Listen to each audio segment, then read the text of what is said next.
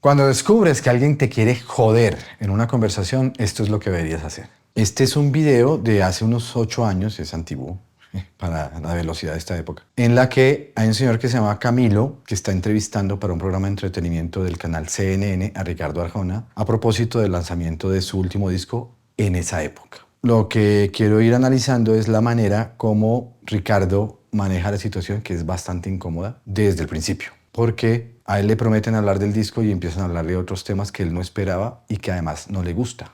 Vamos a verlo. Repercusión está mal hecho. Pero que te vas poniendo como bravo, ¿no? No. Oye, ¿conoces a Iván Gallo? ¿Sabes quién es Iván Gallo? Iván Gallo es un escritor, ensayista colombiano que he leído una cosa de él en lasdosorillas.com. Es un site muy bien hecho, pero te quiere mal. Dice, a primera vista Arjona podría tratarse de un revolucionario. Pero espérame un segundo, vamos a hablar de una cosa, y esto te lo digo con todo respeto. Con todo respeto, antes de que termines de hablar del señor Gallo, que no lo conozco. Vos recopilaste más cosas de lo mal que hablaron de mí que escuchar mi disco me parece un pecado. No.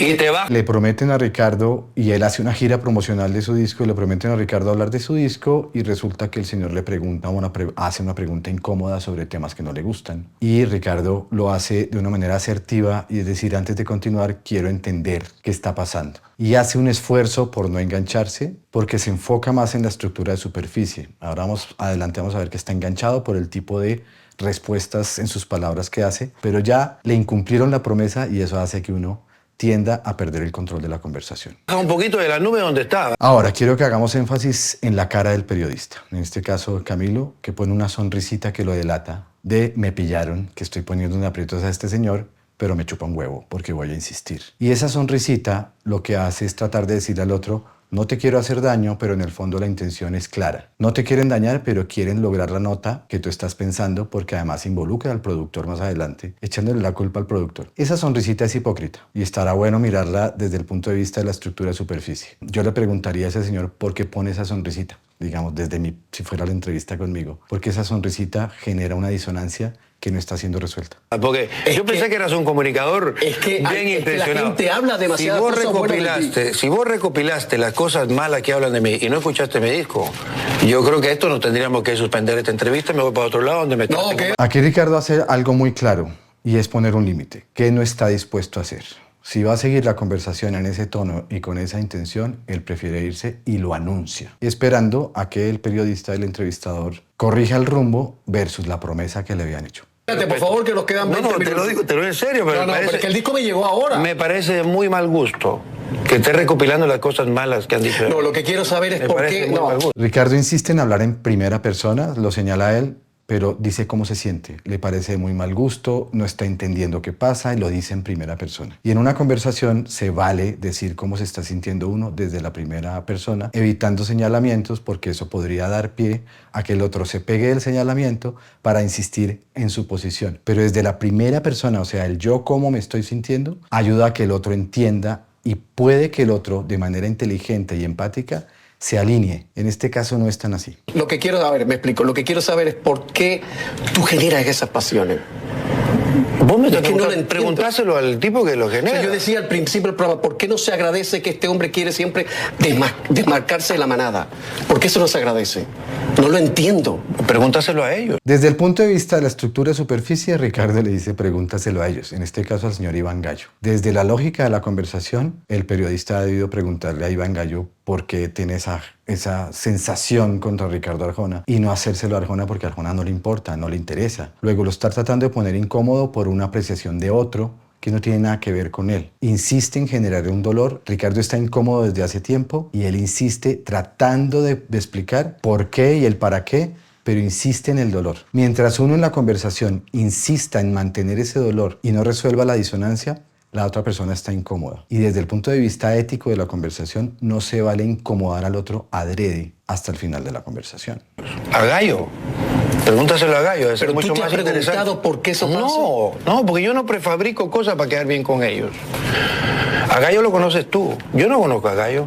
No lo conozco de nombre. Buenísimo. Pero es que es muy demoledor las cosas que dice. Yo digo, ¿por qué despierta pasiones tan viscerales? Yo le decía a mi productor, lo primero que hay que agradecer... Escúchame una cosa. Aquí es donde el periodista involucra al productor como para paliar un poco el dolorcito que está generando y no responsabilizarse de su intención. Entonces ahora nos tocaría esperar a ver qué dice el productor. Pero es claro que no es el productor propiamente, sino el periodista el que quiere generar una noticia. Por eso esta no es una conversación tan normal, pero una conversación normal no deberíamos involucrar al tercero, sino deberíamos apropiarnos de lo que estamos diciendo, porque eso es lo que realmente hace responsable lo que uno hace.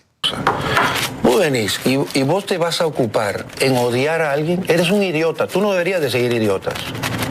No se sigue a los idiotas. Porque un idiota que le dedica tiempo a lo que no le gusta es eso. Es un estúpido. Esa es la parte que más me encanta de la conversación, porque en programación neurolingüística es dar una instrucción embebida o instalar bien una metáfora. Y es una forma que encontró Ricardo para decirle al señor Camilo que es un idiota. Pero lo camufla en el tema de la excusa de Gallo y de lo que hacen en contra de él para poderlo generalizar. ¿Sí? Si a ti te gusta seguir personas que odias, eres un idiota. Metafóricamente le está diciendo idiota a Camilo, pero no se le dice en la cara. Eso es una técnica maravillosa para efectos de si te quieres desahogar. ¿Cuál es el peligro? Que la persona compre que le dijeron una idiota y si no tienes el control de eso, se te puede salir la conversación de las manos. En este momento, Ricardo tiene el control. Vamos a ver cómo reacciona Camilo.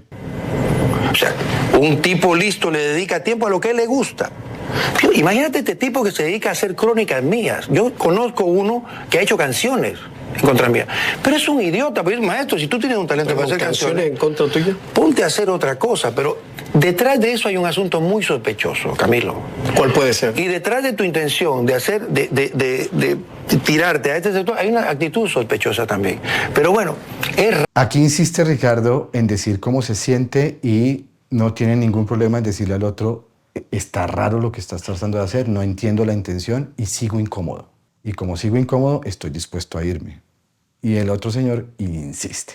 Cuando se te sale de las manos una conversación, esto es lo que no deberías hacer. Rara. ¿Entendés? Yo no estoy para te digo abiertamente, no es sospechosa. Es que le digo a mi productor, no entiendo cuando hacemos la investigación que se escriban ciertas cosas sobre Arjona y no se mire el otro lado. Yo creo que siempre... Para mí cualquier situación en la que te aclaran que estás siendo incómodo, en la que te aclaran que eso que estás diciendo está produciendo un dolor y no está clara la intención, siempre es sospechosa, así tú digas que no es sospechosa y que estás preocupadísimo porque la gente te odia. A nadie le importa porque te odian, pero él lo escuda ahí y eso hace que la conversación se ponga más en aprietos. ¿A qué voy? Que en una conversación ponerte a escudarte en cosas que no son tan ciertas hace que la conversación se tensione. Podrías reconocer que sí está siendo sospechoso y decirle por qué. Entiendo que sea sospechoso por esto, por esto y por esto y por esto. Sin embargo, en el fondo quisiera entender esto, pero veo que estás incómodo. Entonces no sigamos. Eso es lo que yo haría. En este caso, Camilo está violando la empatía que debería tener con Ricardo y Ricardo tiene una audiencia que lo quiere, pero también tiene una audiencia que no lo quiere. Sin embargo, es tan poco empático Camilo que aún la audiencia que no quiere a Ricardo está a favor de Ricardo. Y eso genera una carga reputacional en contra de Camilo porque está tratando de imponer su figura y de su autoridad como periodista sin reconocer que está produciendo dolores a Ricardo. Cuando tú llegas a ser tan poco empático que hasta los opositores tuyos se sienten a favor tuyo por una falta de empatía, hay algo que te está poniendo en aprietos. Y si no reconoces prontamente que eso realmente es un error, vas a quedar más en aprietos. Es decir, yo creo que Arjona vendió mucho más unidades de su disco después de esta entrevista, porque está haciendo lo mejor posible y este señor le sigue produciendo dolores. O sea, si ya estás descubriendo que quieres instalar una disonancia adrede por la intención que tengas, lo mejor que puedes hacer es reconocer los dolores en el otro y vincularte con los dolores en el otro. Y no insistir en explicar tú cuál fue tu inquietud o tu curiosidad o tu iniciativa para que pudieras seguir dando ese dolor. O sea, con un entiendo que esto te produzca un dolor, sin embargo me parece interesante que la audiencia sepa que eso ya puede ayudar y vincularse al otro. Aquí lo que está pasando es que es evidente la falta de empatía y los seres humanos somos muy empáticos por naturaleza. Se nos activa la necesidad de proteger al otro cuando lo vemos que está en aprietos, así no nos caiga bien. Ese es el nivel de empatía y la gente está a favor de Ricardo y punto. Y el señor se está ganando un público en contra porque a la gente le está faltando el reconocimiento. Es decir, no es producir el daño y yo soy así, sino es reconocer que estás produciendo un dolor. Si puedes ayudar a explicar por qué eso está doliendo y las intenciones condiciones son claras, puedes salir de esa. Lo que no puede pasar es que no tengas estratégicamente claro por qué estás produciendo el dolor.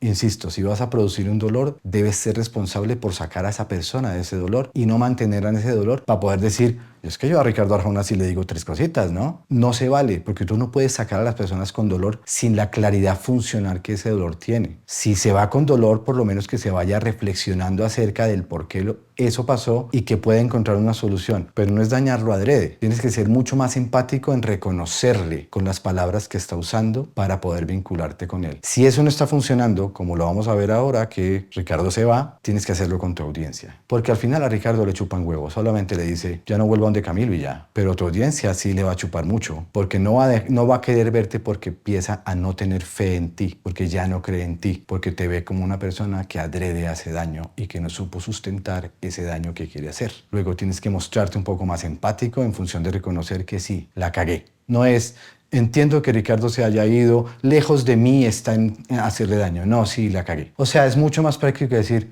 audiencia, la cagué. O y ofrezco disculpas y voy a hacer esto para resarcir a Ricardo. Y no simplemente dar excusas de por qué deberíamos entenderte la insistencia en ese dolor. A nadie le importa. Lo que quieren es que reconozcas que estás produciendo un dolor, que eres humano y que eso vale, pero no te están viendo en ese plan. Se escribe otra, que qué bueno que no la menciona, porque dice que el hombre que le hace caricias al caballo también lo quiere montar, ¿no?